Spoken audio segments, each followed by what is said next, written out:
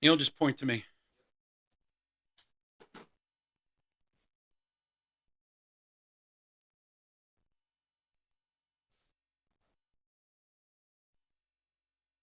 So guys, get ready. It's gonna be Frank. The way it's gonna work is it's gonna be this camera, and it's gonna go to my dad's camera. He's gonna introduce you, and then it's gonna my dad's camera, and then it's gonna introduce you. This is your camera. Ignore the cameras like usual. The only time you're gonna look into the camera is if you have something specific to say. I will switch the camera to you, and then you'll speak, and then you'll be on the camera. Other than that, okay. Ignore it. Got that? All right, guys. You're going to point to me when we go. Did you tag Eric Linda. and Corinne?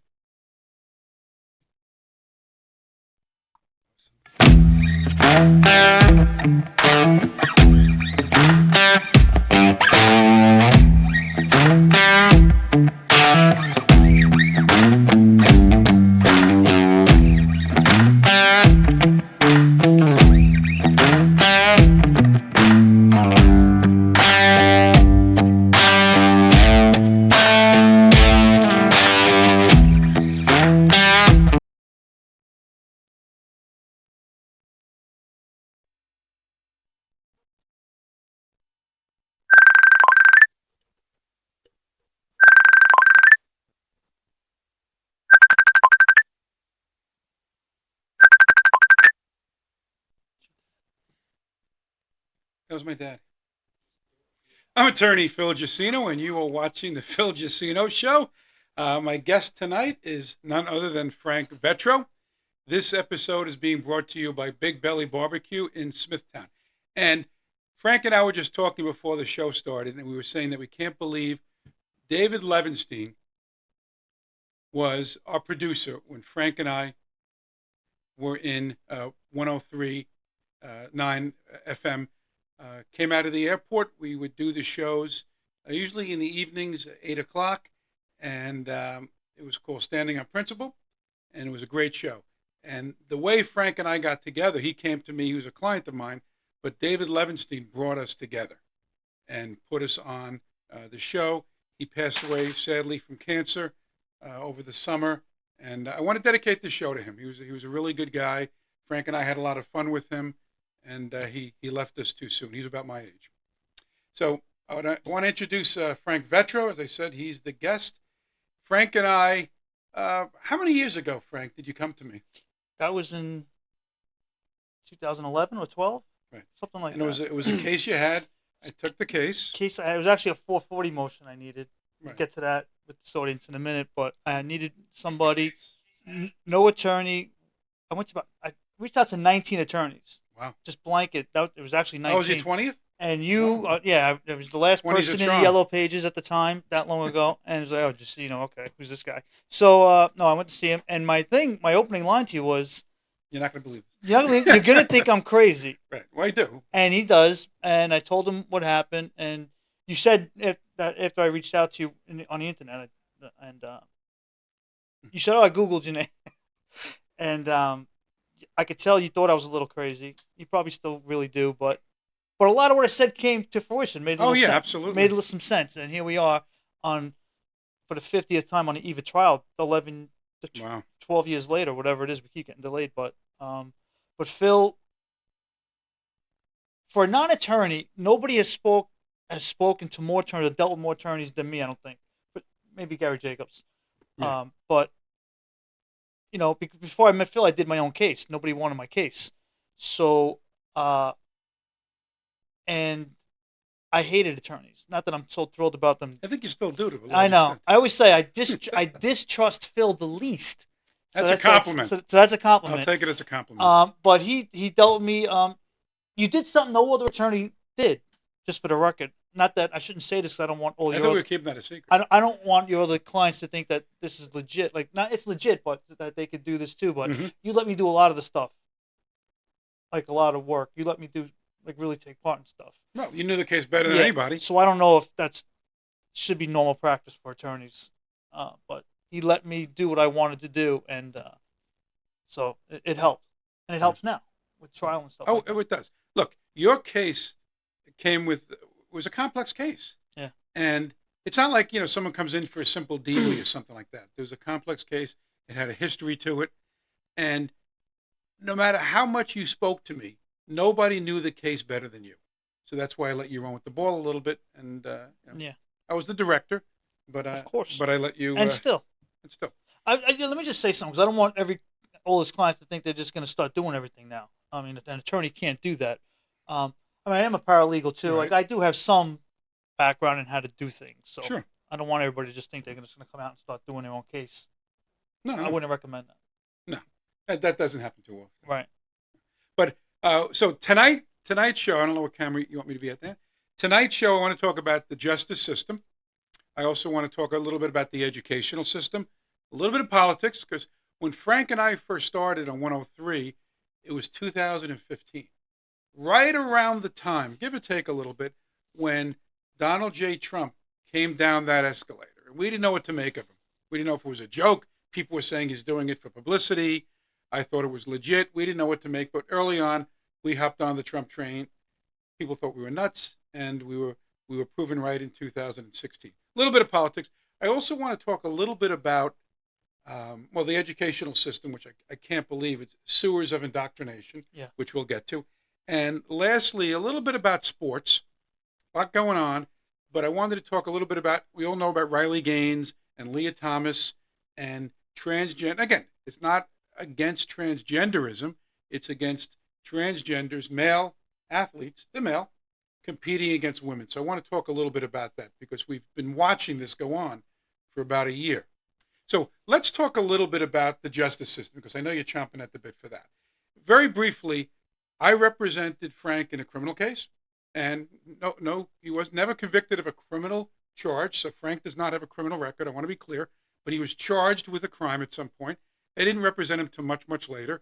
And also I represent him now in civil courts. So criminal courts are where people are charged with a crime or violation. Civil courts are where there's a civil or private wrong, car accident case, medical mal, suing a school district, suing the police department. That's what we're doing. So just to give a little perspective, Frank was in both courts. So what I wanted to throw a question to you, Frank, is this. And again, let's talk at first in general terms. If you could revamp the justice system, Forget it. let's talk a little bit about the criminal justice system first, because a lot of people can be destroyed. You can be hurt in a civil case, but you can really be destroyed in a civil case. We've seen people that we know, Marty Tankleff, Jeff Deskovic, served 17, 18 years. Anthony, what was Graves. Graves, I think 20-something years. So you can be really hurt. In your case, you didn't do a heck of a lot of jail time. You overnight, I believe.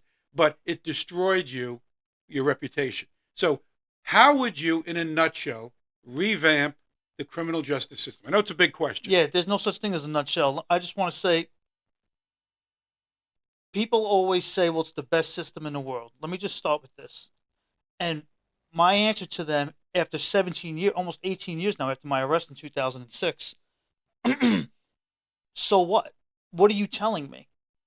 It means that doesn't mean it's good. It's the best. I wouldn't want to get in trouble in North Korea or Sure. or anywhere else.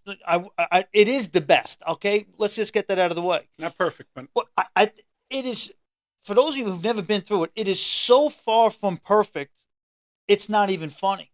And that doesn't mean attorneys are inherently bad or judges or whatever. But the system is so. People say it's broken. It's not broken. It's the way that they want it to run. Who knows? But there are so many things that are wrong with it. It's not even fun. Well, let me just throw this in. I think the system is great. It's the people within the system, Frank. Like, look, we have a constitution, we have statutes, we have common law. It's the people. Okay, so you're going one better. I was trying to be nice. Okay, No. fine. No, but it's the people within the system. And it's not always based on corruption. It could be incompetence. It could be where a police officer or a detective or somebody thinks that somebody's guilty. So they don't think they're being corrupt. They just think you're the guilty guy. Well, look at Deskovic. They all thought he was guilty, right? Look at everybody that they put on the news. Marty Tankleff was another one. Right from the get-go. Especially if it's a case that receives publicity. Yeah, high profile. High-profile case. You are behind the eight ball. Could you imagine? Let's just get to the very beginning, from the onset. Could you imagine every time you were accused of something? Hey Phil, did you drink my water? Now you have to pay money. Well, maybe you didn't drink my water. Maybe just because I was accused of something, right off the bat, I have to shell out tens of thousands. First, I have to pull up 18 grand in bail money. But wait, why? Maybe not anymore. Why me? Why do I have to do that? Then I got to find an attorney. But I was only accused. Could you imagine, everybody, just every time you're accused of something, you have to shell out $10,000, $100,000, maybe $1 million to go through some system. I was only accused. They don't have to. The prosecutors don't pay. They use taxpayer money. The accusers, I'm not saying they should have to pay, but they don't pay anything. Everybody moves on. You get accused. Now you're on TV. You probably get fired because you're like me, because you're on TV. You get it, and now. So right from the get-go, you're being punished. They say the process is the punishment. Oh, yeah, you got that right.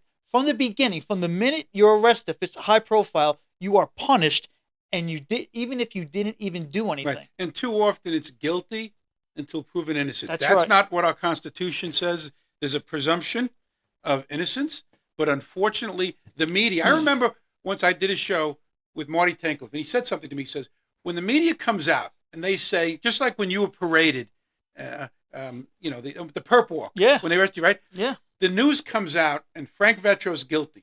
Now, let him prove himself not guilty, even though that's not technically correct. What happens. But Marty said, all right, so they got somebody. But the big question, and it stuck with me, did they get the right guy? Right. Because the other night I told a story about how Larry David saved somebody.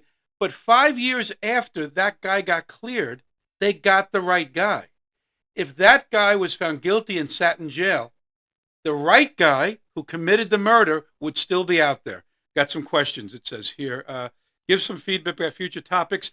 Very quickly, on Monday, it's going to be a great show. And I'm going to ask you about this question. James Kelly is going to be on. I call him a court agitator, but he's a very smart guy, and he wants to have cameras in the courtroom. We're going to talk about that Monday at 7 p.m., Facebook Live. And that show will be seen on TV, Altice Channel 115. Someone says, Angela Marie, hello, Phil Jusino and Frank Vetro, thanks for watching. So, again, like I said, the system is set up in a good way. It's the people, the media. The media is also, because look, if it wasn't for the media, Frank, your career, in all likelihood, would not have been destroyed, because it's when they came out and they said principal perv and all these things, which turned out not to be true. And I will say that as your attorney, turned out not to be true, but it was said. How do you put the toothpaste back in the tube? You can't do that. But the media, listen, you're right with the media. However, if the DA's office or the police department didn't let out all this information to the media, they couldn't do that. They shouldn't be allowed to. The DA's office, and they still do it now. They do it. They put your picture, where you live, your place of employment. So next thing you know, you're fired. So now you don't even have money to afford a qualified defense, because right. It's all used as a weapon against a defense. No, I'm not saying. Listen, most of the time they get it right. Most people that are locked up did it right. That's fair to say. A large percentage. Yeah. So, but if there's just one person that was done dirty, like, until the person's guilty, you don't put their face. My face, where I live, they were all over my house. They were all over Hampton Bays High School where I worked. I had no chance. And the amount of pressure put on a person, there's a guy named Gary Feinberg. The same thing happened to him within the same week that this happened to me. And he was all over the news. I think he was a correctional officer, perhaps, in Nassau County. He killed himself. Now, was he guilty? Was he innocent? I can tell you the pressure's immense. There's one side of that story we're never going to know because of what they did to him. Until the person's guilty, until final adjudication, leave the personal information out. It's not going to happen. Never happened. And that's why the system is terribly wrong. It's terribly wrong. I could go. We don't have enough time on the show. I could go on for weeks with other aspects. As you go through the system, the next phase, what goes wrong. The next phase, what goes wrong. I want to give a shout out to Newsday, believe it or not. I represented a client who was accused of stabbing someone 11 times. It was a self-defense case. And when he was arrested, Frank, the Newsday came out with a story and had him arguing with the guy that he stabbed, which turned out not to be the case because they didn't see the video yet. Right. And then Channel 12 News was standing in front of 7-Eleven. A reporter would say, the two men argued, and then the defendant stabbed him 11 times. Now, if someone said that to you, your initial reaction was, well, you can't stab somebody just because you argue. But that was a false narrative. Right. That is not what happened. Right. I had my guy go into the grand jury with me, and he was cleared. But he had to pay me a lot of money. He couldn't go back to Suffolk Community College for 2 semesters. He lost a whole year of his education because they wouldn't let him back. He wasn't convicted. He was accused.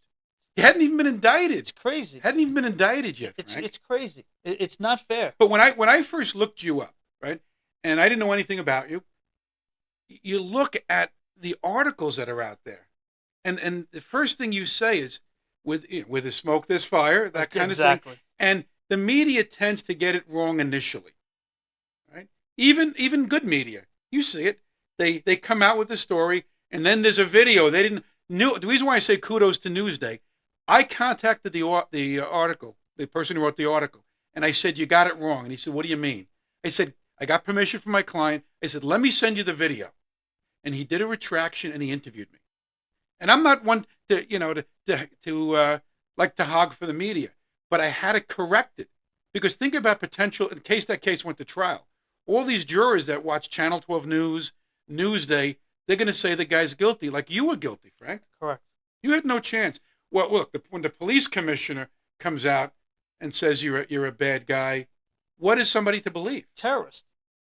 Not just a bad guy, a terrorist. Yeah, let's see. Call Some me more terrorist. here. Not fair. So not fair to say it's corrupt. Prosecutors have much more power. Well, we always say, what is the most powerful? And this is not an indictment on a district attorney's office. They just happen to be the most powerful law firm in every single county. In every county. They have. I was one. We had resources that most firms don't have. And think about it. Do you think OJ would have been cleared had he had a legal aid attorney?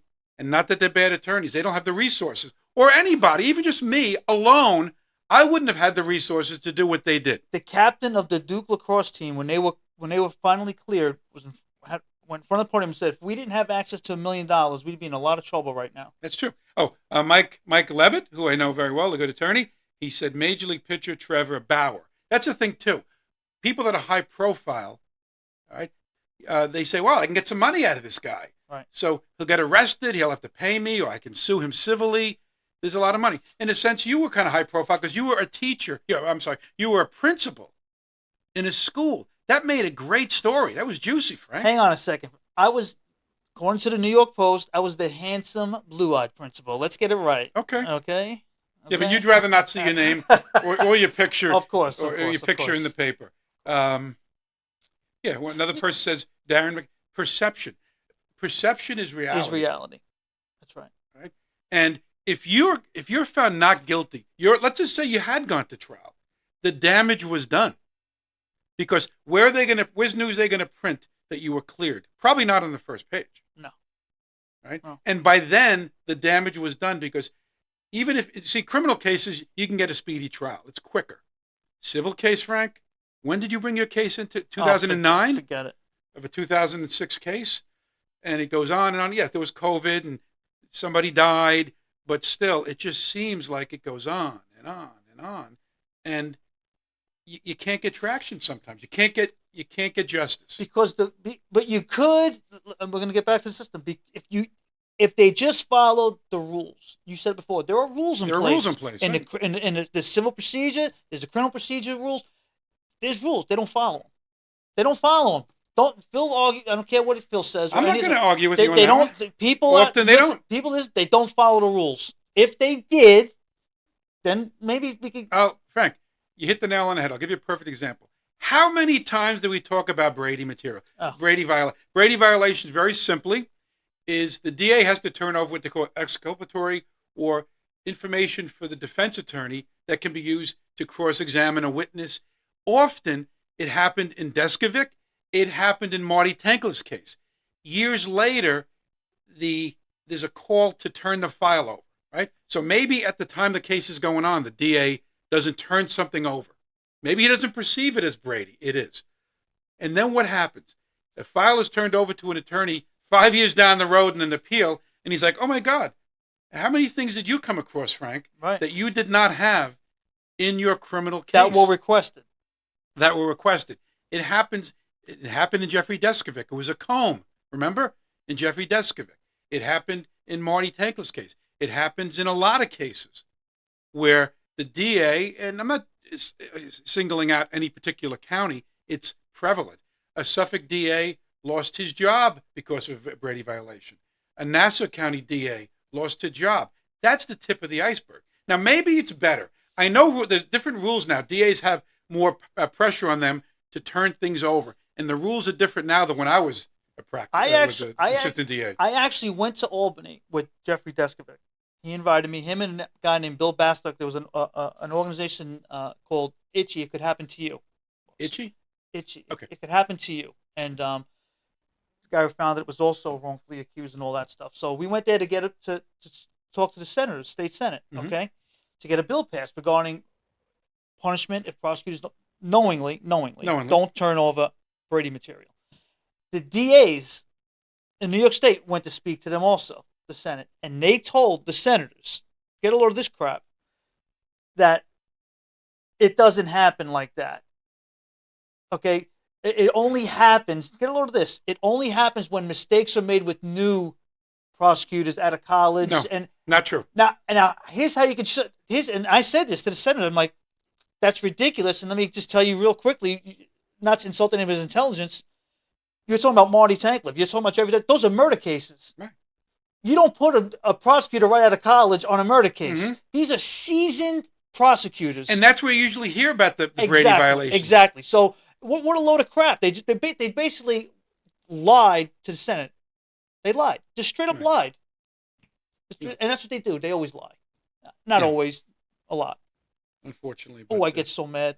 Someone says media is the problem. Again, media, it said the right guy in Jeffrey Deskovic's matter committed more crimes. That's another thing. James Kelly brought a good point. Well, what happened was, all right, go ahead. Yeah, Jeffrey's sitting in jail. The DA, they're not looking for anybody because he did it. And then he's cleared. And then later on, they find out because of Brady violations, DNA testing. Well, and that guy committed more crimes in the interim. It was a rape and murder charge. So Jeffrey wrongfully in prison as a teenager for rape and murder that he didn't do. And the guy that really did it went out and raped and murdered again. Did the same thing again. And it happens. You know, Judge Janine Pirro screwed Jeffrey Deskovic over. Yes, I heard about that. Okay, she didn't let him. The poor man's in prison, and they missed a deadline. It wasn't their fault. The secretary of the court, whatever, gave the wrong date. They were a week late in the appeal. Forget the facts. Forget that he's right. All this. You're a week late. I'm not even reading. Too bad. And he writes like another 5 years in prison for that, whatever it was. I mean, come on, man. Come on. But poor man's in prison. You're going to punish him for this? It's just crazy. Right. So now let's turn a little bit to civil cases. Okay. So you filed, this incident happened to you in 2006. You filed a civil action in 2009. You represented yourself for quite a few years. Yeah. And the case meandered through the system. Yeah. Right? There was, you didn't get the discovery you requested. It's not called Brady there, but you didn't get the discovery you requested. Cases dragged on and on and on. You felt that you weren't being treated fairly. Now, here's the county attorney. It's not the district attorney now. Correct. It's the county attorney. Right. And you sued both entities. You sued, which is not the current district attorney, let's be clear. And you sued the police department. The case against the district attorney got dropped. The case against the police department did not. For whatever reason, we're not going to get too far into that. But that exists. So your case is against the police department. Here we are in 2023. What would you do? We talked a little bit about the criminal side. What would you do to revamp the civil side? Well, once again, I'd follow the rules. See, what they kept delaying, okay? They wouldn't answer my discovery request. I mean, they didn't even answer my complaint for about 8 months after I filed it. There was no answer. They just ignored me. At some point, a judge has to step in and say, listen, that's it.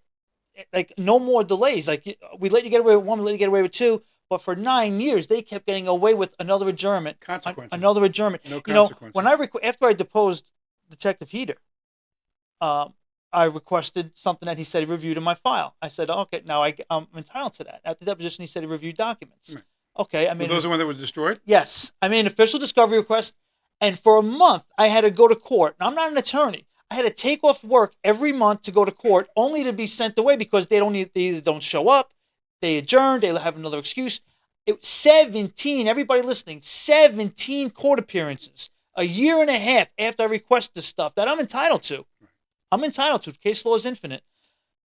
Finally, they show up a year and a half later saying it's gone, it's destroyed, in a sworn affidavit. I had to show up to court 17 times. I had to take off of work. Okay, it's ridiculous. So again, it's simple. There are rules for this. They don't follow. That's why I said the system is a system that can work if the people follow the rules. That's right. And it's not always about corruption. Like I said, there's incompetence. We see it. There's incompetence in everything. There's incompetent cops. There's incompetent lawyers. There's incompetent prosecutors. But if the laws are followed, the rules are followed, the system has a chance to work. When after that I filed a default motion, right? Judge gave him another chance. Mm-hmm. Another motion. She decides in my favor, but gives him one last chance. Another motion. It took me 3 or 4 motions just to get them to default. Mm-hmm. Listen, stop giving them more room. Enough. And this was already after 9 years of delays, Phil. Like, enough. I don't know how you stuck with it all this time. Me neither. I couldn't do it again. But just follow the rules, and they don't do it. They don't do it, everybody. Right. Mike Levitt said, similarly, abuse in Title IX on college campuses destroy kids. See, the problem is, at least in the criminal justice system, people know the rules. When you do things like, I've represented some people, and I know what Mike's talking about. I represented some people that get accused of certain things at college. And I don't want to say it's a kangaroo court, but you know what? It is very, very difficult to win those types of cases. At least in a criminal case where there's a felony or misdemeanor, you can get a jury. You got a shot. If it's some kind of like an administrative law judge or something, they're making the decision. Yeah. So it's harder to get a not guilty verdict. Because they a lot of times they made up their mind already. Yeah. Never innocent, just not guilty. Right. You asked how I would have done it. Like, my case initially wasn't a contingent. Mm-hmm. It's not a case that an attorney would do contingency. My case it wasn't slip and fall. It wasn't malicious prosecution. An attorney doesn't do my type of case initially, at least, on a contingent basis.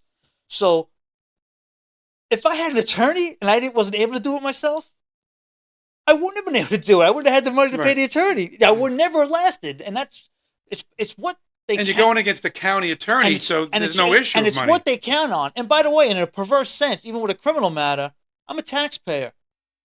I had family supporting me, friends who wanted to see me win, but their tax money, my own tax money, was paying these prosecutors to put me behind bars. How does that make sense? There has to be another way to do it, Phil. I was paying for my case twice. I was paying my defense attorney, and my tax money was going towards a prosecution. Right. See, one of the things I also say is you had a right, and I understand why you didn't, but you had a right to go to trial, right? Money was an issue. You were told it was going to be sealed, which turned out not to be the case, right? Sometimes I have cases where I just say to the client, go to trial. Now, not every case, obviously, but if I have a client who's innocent, totally innocent, I'm not saying just not guilty, like I put my guy in a grand jury. He could have been indicted. Mm-hmm. They offered me peanuts. He could have taken an easy plea. He said, I didn't do anything wrong. What do you do? That's the scariest thing for me. If I got a guy who's guilty, I work at the best deal possible. When you got a guy who's innocent, right? I remember it was an attorney who represented one of Menendez. She says, they asked, how can you represent a guilty person? That's easy. It's the innocent person. It keeps you up at night. Right. Because especially if it's a serious crime, that guy can go to jail or the woman can go to jail. And if you know they're innocent and you're trying to convince the DA and they're convinced your guy's guilty, that's a heavy lift. Yeah. So sometimes you got to roll the dice. I've turned down ACODs, German in contemplation of dismissal, and gone to trial because my client said I didn't do anything wrong. If they keep an order of protection, that's it. They're going to get me on something. And we go to trial. Fortunately, I had a string of successes, but it's a gamble. I had a judge one time say, why are you turning down an ACOD? Because the wife gets to keep the order of protection. All she's got to do is pick up the phone. That's right. And and he's looking at a potential I felony. know that story. That's a whole nother show. I know that's. Oh man, orders of whole show on orders of Oh, protection. Phil. we'll do that sometime. We'll do that sometime. All right, let's move along. What really surprised me is about a month ago, you saw Hamas attacked Israel. Horrific. I don't even want to get into the details of. Everybody knows what happened there. But on the college campuses, I think it was like 30 or 40 clubs of Harvard rather, taking a position that it's almost anti-Israel, in fact, there were a lot of them anti-American, but anti-Israel, pro-Palestinian, pro-Hamas. There was a woman on the Upper East Side, well-dressed, so she wasn't some bum, taking down the kidnap posters. And she says, there are two sides to every story. Right? When I went to college, and I think you probably had the same experience, did you ever feel that you were persecuted because you might have been leaning to the right in a sense as a Republican or something like that? I never did. No. Where'd you go to college? Stony Brook Okay, University. I went to Fordham, and I never felt that I could. Now, kids get beat up Oh yeah. because they speak. I saw this professor, the one who had the machete to the neck of the reporter. She came to a table. It was like a Republican club, and she's a professor, and she moved the books and she knocked things over. I'm like, what kind of message are you sending? It's unbelievable. And one guy, was an Asian fella, he was just arrested, Cornell, Ivy League, saying, if I see any Jews, I'm going to behead them. If I see any of this. And I'm like, where did they learn that? It's almost like, it's almost like Hitler Youth in a sense. Where did they get that from? It didn't happen overnight. No. I mean, seeds have been planted. This has to be a decades-long or more thing that's been going on. That doesn't happen overnight. It can't. No, I mean, I'm afraid of my grandson going to an excellent college that's going to teach him these kinds of things. Because I'm sure, I shouldn't say I'm sure, but at home, maybe these kids aren't learning those things. But they're learning them on college campuses. I went to watch my 5-year-old nephew's soccer game over the weekend, and I was talking to his mom, my sister-in-law, and while he's playing, and he's in kindergarten, and I'm like, I told her, I said, pay attention to what's going on. Like, ask him when he comes home what happened and what was said to him. I don't trust anybody. I mean, he's in kindergarten. I don't want somebody telling him about how to turn into a woman or whatever it might be. Like, I don't want to hear that in school. And he's my nephew. I'm worried sick about my nephew, for crying out loud, in kindergarten. They're doing the wrong thing. I find it interesting. Like when I went to college, I was president of the Republican Law Students, and I became friends with a guy named Dean Obadilia. He's a contributor to CNN. He used to write comedy for Saturday Night Live. Very, very liberal guy. The opposite of me, right? Yet we got along. We teamed up for moot court.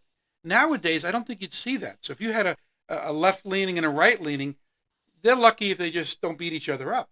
That's right. And then you have these professors shouting down conservative speakers. You've seen that, shouting down. I always tell the story. I'll do it very briefly.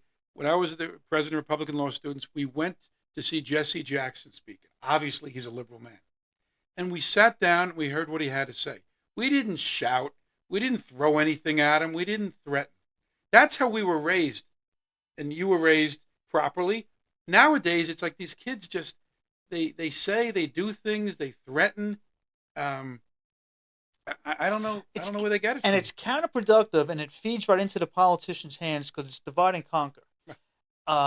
Civil discourse is out the window. Forget it. Doesn't exist anymore. You can't just disagree. You have to beat each other up with baseball bats. And the biggest atrocities in history are because of two things: ignorance and indifference. Either people didn't care, or just ignorance. And when you refuse to listen to the other person's side, or not, I mean, how many times have you gotten to know somebody like, oh, when I first met that person, hey, when you first met me, you thought I was crazy, but whatever, da da da. But then you get to know the person. You got to keep an open mind. Yeah, you get to know the person, you see their point of view, and okay, and you understand, and not a bad guy. Maybe I don't follow what he or she is thinking, but right. Very dear friend of mine, I can't stand her political views. I mean, I do want to hit her with a bat, and she wants to run me over with her car, but she's the nicest person in the world. It's the politics, not the people. But when you don't want to listen, which is what they're doing now, not even hear the other side, we will remain ignorant and we will remain divided. And that's how prejudice happens and all this discrimination and because of ignorance. And it's just feeding into what they want, because when we're divided, they can lead easier. Well, I remember when I did my last run on the radio, the show was called Finding Common Ground. Yeah. And years ago, you could find common ground. Look at how even like the Kennedys and all that, you could find common ground. The Republicans, Newt Gingrich, found common ground with the Democrats, and they could do things. Nowadays, it is so polar. Imagine trying to find common ground with AOC or with Tlaib or with Omar. Those 9 voted against the resolution that would say condemn Hamas. How can you find common ground with somebody like that? They don't listen. They get in front of their camera, they say their piece, the media gives them their say, then they run away. They don't even have to answer for it, and they just say what But they they say. keep getting reelected. But are they? They get reelected. Is it elected or selected? You know? Well, that must be scary. Think about their district. If they keep getting elected, look, the politician in a sense is a mirror of their district. You know, if it's a very liberal district, you have a liberal, tend to have a liberal politician. If it's conservative, you have a conservative. To have these people, for Omar and Tlaib and AOC to keep getting reelected, that's their community. And 2 of them are in New York. My thing is this, and I know a lot of people aren't going to want to hear this. What did they really? Listen, did they really win?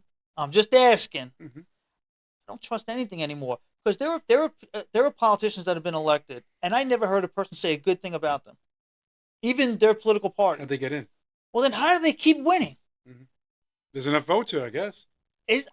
Well, it's a guess. Look, You I guess. don't, right. I don't know. I don't like to cast aspersions unless I know for sure. Even with people ask me, was Trump robbed of that election? Maybe. I don't know. I know that there were lawsuits brought. It didn't get too far. I know I've spoken to people like Philadelphia is very corrupt. To throw in a national election, you don't have to really do that much. It's just a couple of key states. Think about it, like Michigan, Arizona, Philadelphia, Pennsylvania, right? So I dropped that a long time ago. All I'm saying is the next round he's got to beat him, and however he has to do that, Trump has to beat Biden. I don't know if it's going to be Biden, but whoever it is, I'm getting into politics now. He has to run a campaign based on what he's going to do for us. Forget, leave that to some local politicians who are going to shape how an election. Because think about it, a presidential election is really not a national. It's a lot of local elections, state elections. So you have to make sure that those elections are run fairly. I've read a lot. Look at Arizona. There were a lot of things very suspect. Even Georgia, all the tables, none of them had the tablecloth. That one did. All of a sudden, votes come out. But like I said, I'm beyond that. We got to run a good election. I think Trump has got a great shot. But then, look, if you can't beat him, what do? You prosecute him. You persecute him. You sue him. You try to take him off the ballot. In Michigan, I believe it's where they're trying to take him off the ballot. Why are they doing this, Frank? Because he can win. And they know he can win. Yeah. Even the Democrats don't like what's going on. If they don't want to come out and say it. They want to throw Biden under the bus because they know he's not the guy. But you talk about the system. Whether you like Trump or not, when I speak to somebody who with opposite political beliefs, whether you like this, is how I start the conversation. If I want to talk about Trump or Biden or whoever else, I'm like, can we agree that Trump is being treated differently than Biden, and what they're doing to him is off the charts, crazy, a 2-tiered system. Because if we can't agree on, if you can't say yes to that, then I can't talk to you. Crazy, a 2-tiered system. Sometimes they say, because if we can't, they agree with me, then we'll continue. If not, I don't continue. If you can't see that, because it's a bigger problem, folks. People say, well, he's an idiot. Fine. The idea of him being president, feelings aren't facts. You don't have to like the man. I'm not telling you to marry him. I'm not telling you to go have a beer with him. I'm not telling you to go into business with him. I wouldn't want to go into business with him. Man's cutthroat. He is. You don't become a billionaire without being cutthroat. That's any billionaire. Okay. Is he the best guy for the office? That's the question. That's the only question you need to ask yourself. You don't have to like. He could be the biggest jerk in the world. I always say, fine, I'll concede to you, but is he the best for the job? Was the country better? This, that, the other thing. So what's happening to him? Talking about the system. If it were you, this is why anybody, liberals, Democrats, I don't care what party it is, I don't care what your beliefs are. If they can do this to him, what would they do to you, Frank, Phil, I don't have $100 million for attorney fees. Oh, you're not guilty of I this? wonder what his legal bill looks Oh, like. you're not guilty of this? Okay, well, now it's this. Ever since he went down that escalator. Oh, it's not that? Okay, now it's this. Every week I there was bet something you, new. if he didn't throw his hat into the ring, they wouldn't be coming after him as hard. They loved him. He was a hero. He was on the cover of every magazine. It's Stalin, right? What was that? You show me the man, I'll show you the crime. Right? Something like that. It's always something. He has to prove he didn't do something. Oh, he didn't do that? Well, then he did this. Oh, he didn't do that when he did this. We're in uncharted territory. Yeah. We've never had a situation where a person who's running for president, who's way in the lead, has 91 indictments against him, a bunch of civil suits. And then you have an 80-year-old guy who, quite frankly, is not all there, let's be honest. And he's got baggage now, too. And he's in the lead. Yeah. So in what universe have we ever seen this before? We haven't. You ask me, can Trump win? Yes, he can win. I don't know what's going to happen with these criminal cases. A civil, I'm not his word. He could still win. He could still win. No, even with it. Right, but what I'm seeing now is they're going to try, if he's, that's why they're saying like sedition and all this stuff. If they can get him off these ballots, right, then he can't win. Right. If he can't run in Michigan and Arizona, you might as well fold up your tent because you ain't winning California and New York. If it's allowed to happen, then we are done as a country. Right. But that's individual, right? But what can look? We're talking. There's only so much we can do. I mean, it'll never be the same if they do this and they succeed. Forget any other election. Forget it. It's over. You can't disagree with the president. You can't have because they will. If it was 1,000 years ago, they make you drink the poison. Mm-hmm. Right.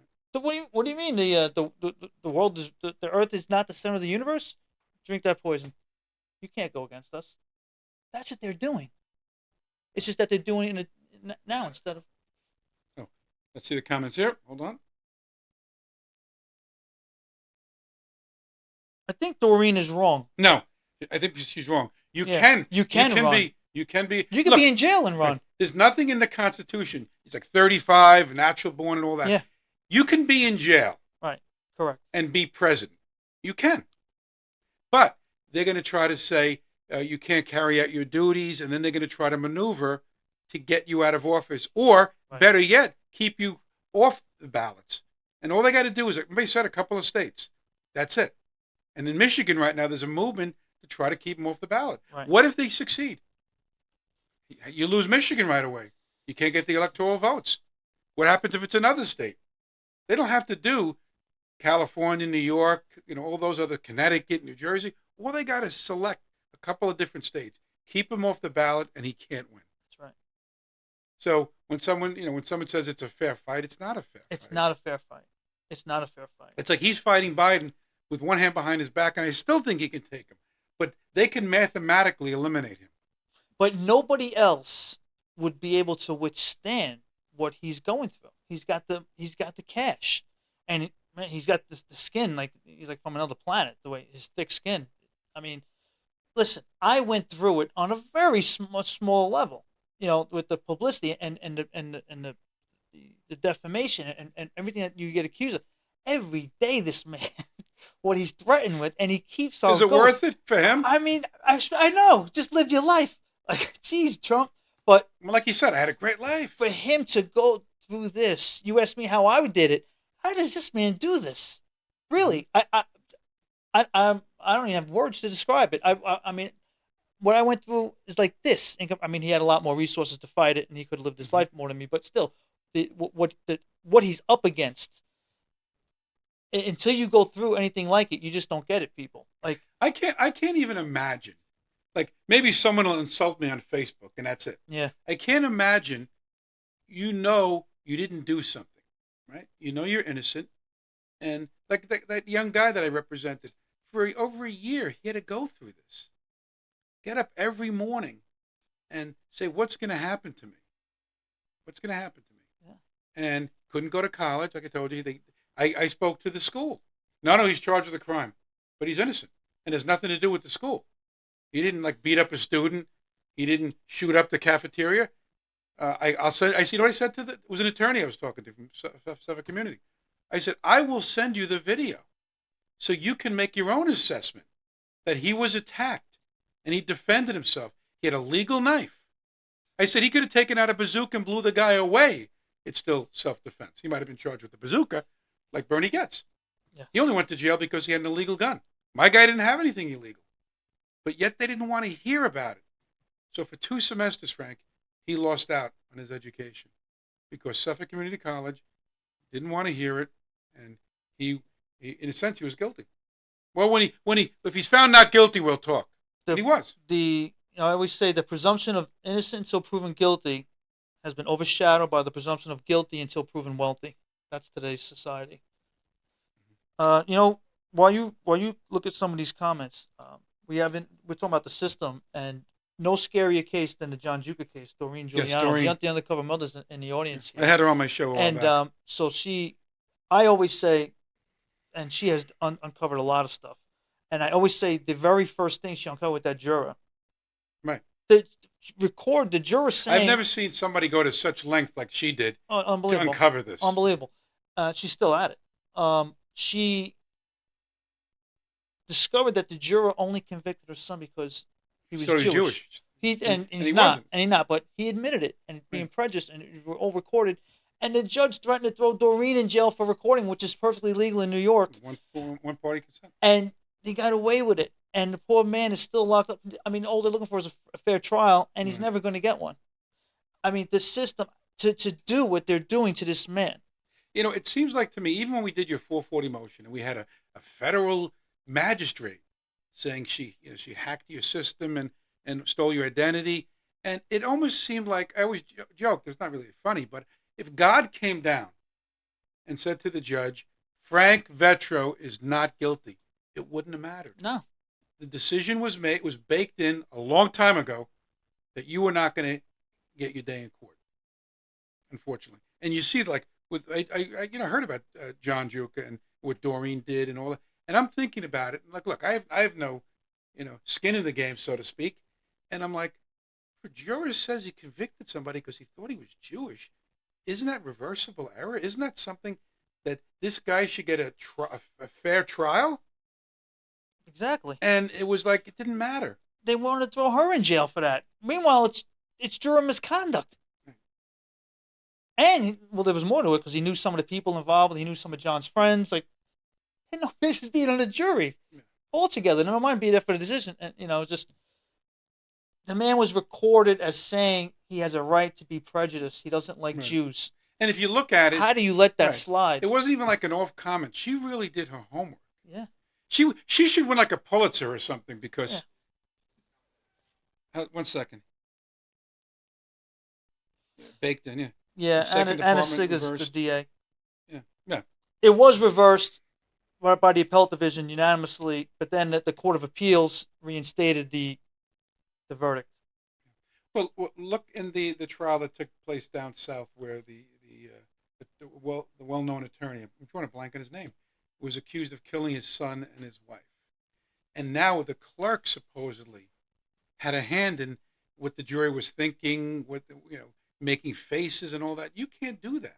Yeah. Look, and I think the guy's as guilty as sin. I do. That's my opinion, based on everything I read and everything I heard. But you got to have a fair trial. Because if you don't have a fair trial, how do you know who's guilty and not guilty? Right. That's right. Unless it's a fair trial. You're right. But you're right.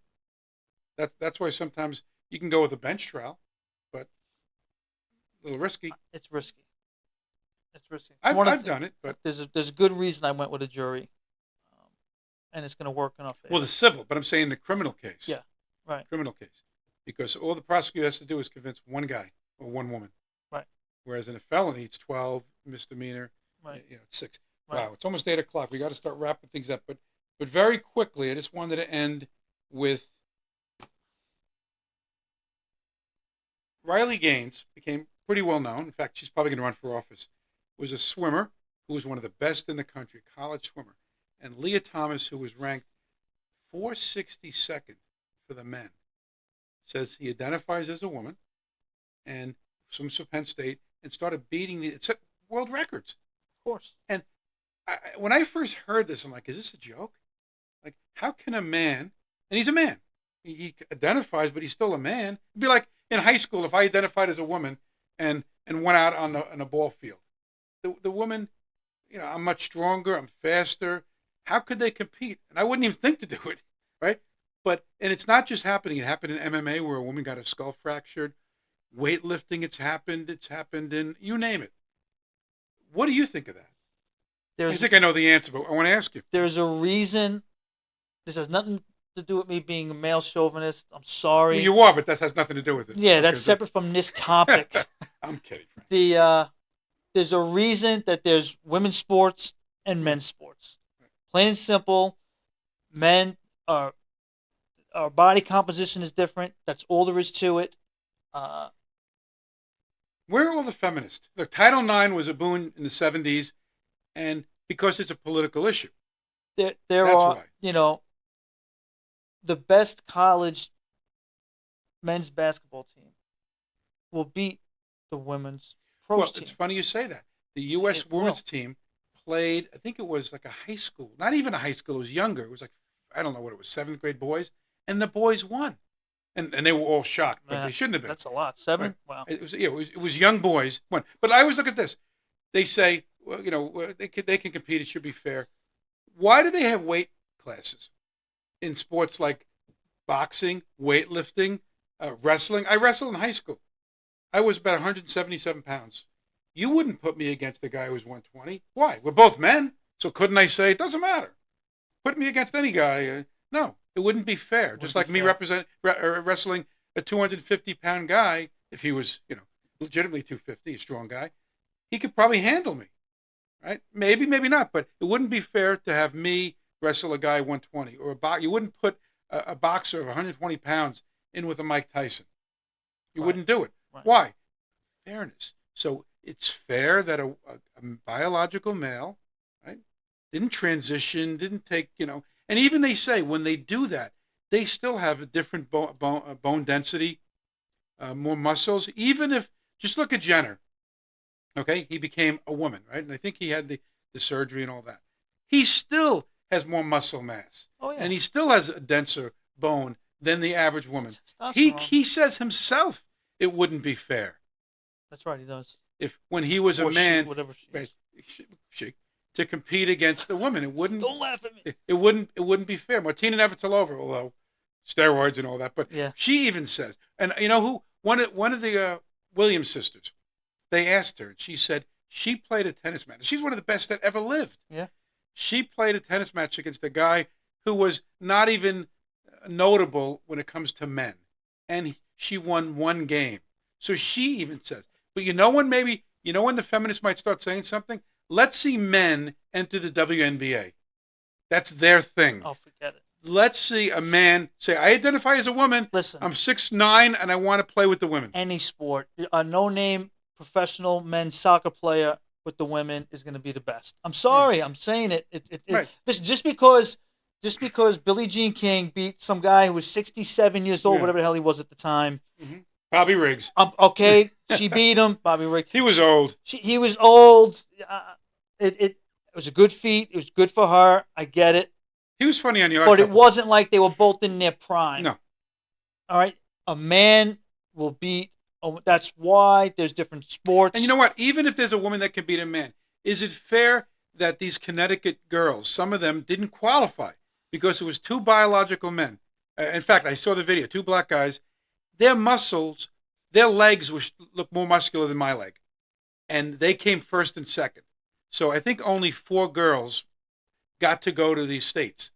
They interviewed the 2 girls that would have been going to the States, but for these biological males. And they were in tears. They said, I worked my whole life. And all of a sudden, these 2 guys walk out there, and they're allowed to compete against me. The girls were saying, we were just saying who's going to be 3rd and 4th. That's what they were talking about. There's no pro women basketball player that can make the men's and the NBA. There is none. No. We got to do a show also on pay inequity. When the WNBA they say they should make as much as the men. I'd love to. No. I'd love to. Because look, I think female figure skaters, I believe, make more than the men. And if that's what the market dictates, that's what it should be. It's real simple. You want to make it, then get more people to get interested. Right. I could say the same thing. Look, Taylor Swift is now a billionaire. Should I say, well, it's not really fair because what about the guys? Right. They're not making $1 billion. So if I'm a male singer, a top guy, he should get $1 billion. No, it's what the market dictates. That's right, and that's like, the answer. like anything you else. You don't need a whole show. Then get more people then get more people interested and make whatever you want to make. Make more. This is what I tell them. I don't care if you make more money. Make more. The people just aren't as interested. Bill Burr, in fact, Danny and I are going to see Bill Burr on November 10th, and he talks about. He said, "Ladies, it's your fault. Go to the WNBA games." He said they don't do it. That's the point. Yes. They don't support their women. Yeah, sell more shirts, sell more jerseys. You're not doing what the men are doing. That's all there is to it. Right. It's an easy argument. And there are some women that make a ton of money because they're very good at what they do. Some of the contracts, like with Olympics, I'm pretty sure that the percentage is the same.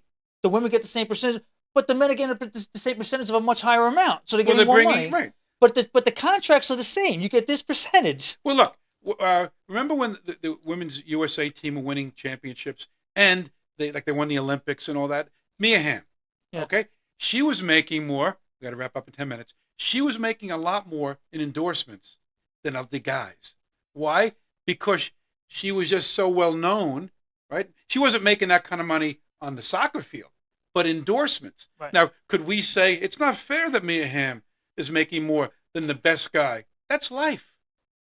That's life. That's right. That's just the way it is. It's like the car driver. What was her name? Oh, Danica Patrick? Yeah, she had all these endorsements. Right. She was pretty. Right. Her looks had something to do with it. Yeah. She never won like the big things. Yeah. But there was a tennis player. Remember the blonde tennis player? Sharapova. Oh no, not Sharapova. Yeah. No, whatever. She was making a ton of money by not winning anything, but because she was so good looking. But that's okay because she was able to market her talents, her looks, her skills, whatever it was. Yeah. You know? And so be it. If I could do that, I would do it. Of course I would. Of course I would. But who's to say somebody shouldn't be making the money they're making as long as they're doing it legally? Right. If they have a certain look about them, an ugly person that had Taylor Swift's voice, she probably wouldn't be a billionaire. Probably not. You can't say that. Right? Well, look.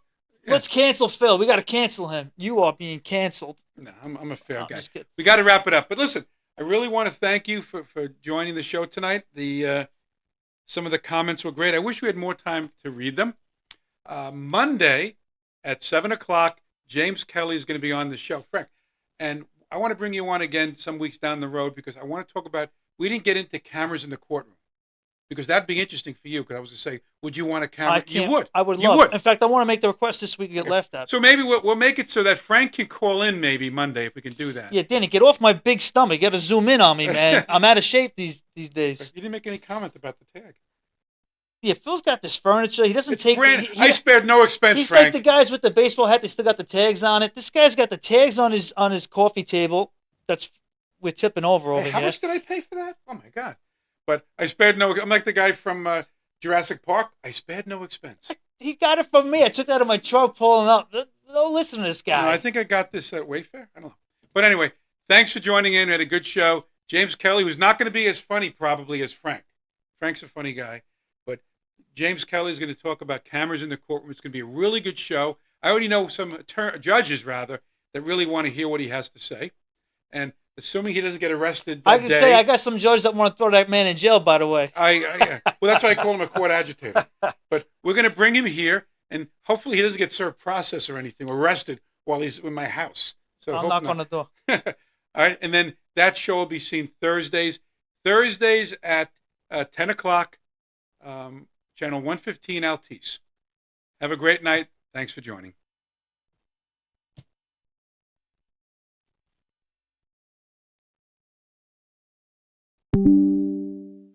Once we get rolling. Yeah. Periodically. We'll have good. This is your phone, Danny. Don't trip. Anna Kournikova. That's it. Get back on the air. It was Anna Kournikova.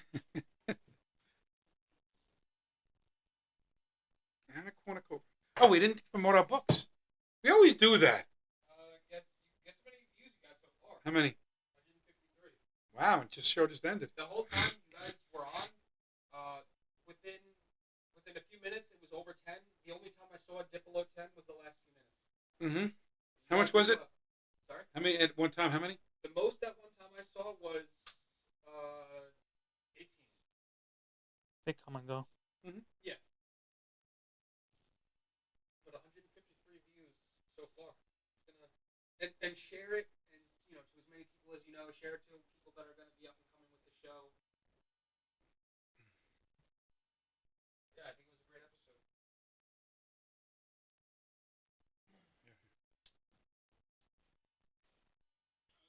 Frank Vetro. This episode is being brought to you by Big Belly Barbecue in Smithtown. And Frank and I were just talking before the show started. We were saying that we can't believe David Levinstein was our producer. Frank and I were in 103.9 FM. Came out of the airport. We would do the shows usually in the evenings at 8 o'clock.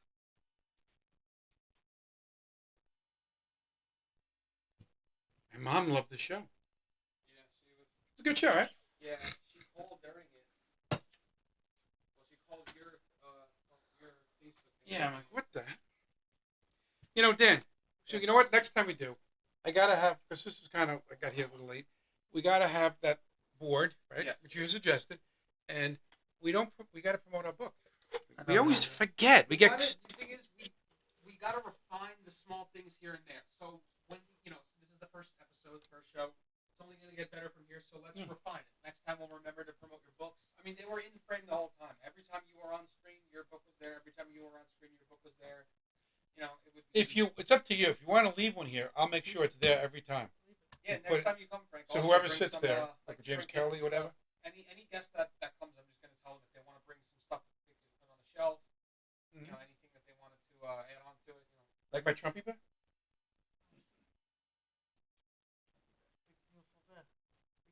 It's huge. China. It's huge. China. China. All right, I'll leave my book there. All right, thank you very much. Yeah, it was fun. We'll do this again soon. Once we get going, it's like. Yeah, once you guys get going, you guys have momentum. Don't trip. Oh, Danny, I'll shut the thing off.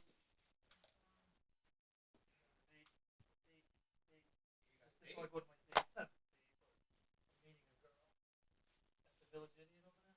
Oh, yeah, I know. My old office. Yeah. Right? So, let me take it. I gotta dye my hair. Too gray. Look distinguished. Might be good for the court, actually. This guy's life. Look at this. They put him through the ringer. Look at him. Look at his head. Like, look at all the years that have gone by. Look at when he was. Look at the You know what I do? purple. Look at the purple. Look at his photo, and look at him now. Like, all this You know what? life. Danny, you know what we're going to do? For the trial, because you're going to be there, Frank's going to walk in like Willy Wonka in the Chocolate Factory, and he'd be like, you're with the cane, remember that? Yeah, and all of a sudden he stops and you flip like. Yeah. Sorry, I'm just sharing it to a bunch of groups that I. Thank you guys. I'm just sharing it to a bunch of groups. I had the key to the front door, Dan, so lock this. Okay. Got it.